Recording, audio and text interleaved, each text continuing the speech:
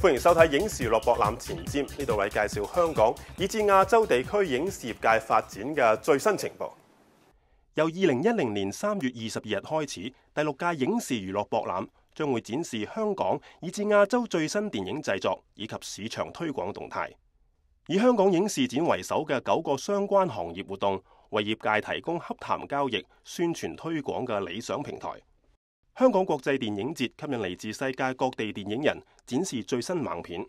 29屆香港國際金像獎頒獎典禮同亞洲電影大獎，更加係香港同亞太電影人一年一度嘅矚目盛事。首先我哋專訪影視娛樂大使梁朝偉。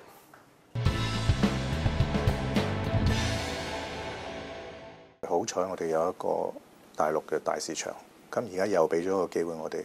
咁我哋能夠有一個好大嘅市場，好多嘅資金去做我哋嘅製作。咁我覺得好處係可以整體提高我哋電影嘅質素，即係喺其他方面將所有嘢提升，將我哋以前香港電影嘅再提高。因為我哋而家有充裕嘅資金。咁唔好嘅地方，當然我哋而家仲係缺乏市場，單一市場其實都唔係好健康。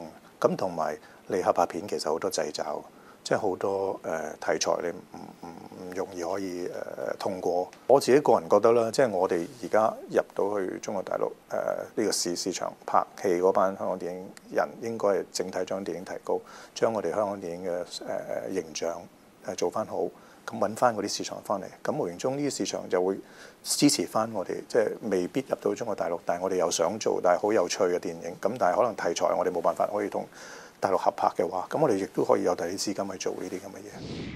大部分你睇到2、3線城市嗰啲觀眾，佢哋容易啲接受就係一啲比較歷史片啊，佢哋熟悉嘅嘢。咁你俾一啲太新嘅嘢，佢未必能夠接受。咁但係其實喺近年嚟，我睇好多中國大陸嘅電影啦，亦都唔係淨係單單係一啲歷史啊或者大人物嘅片。我亦都睇到好多新導演啊，寧浩啊、陸川啊。even 最近我睇嘅一部叫做鬥牛啊，啱啱好有趣嘅，但係佢哋拍得好好嘅，即係雖然佢冇明星咁，但係佢拍得好認真，同埋佢嗰個劇本係好好。我最近睇好多中國嘅劇本係真係好好睇嘅，佢唔一定係一啲歷史片嚟嘅。咁我覺得我哋香港人上去，我覺得我哋會做一啲唔一樣嘅嘢咯。即係呢啲未必係，即係你話歷史片啊，未必係我哋會熟悉，或者我哋知道個當地嘅觀眾會係中意用邊一種 presentation。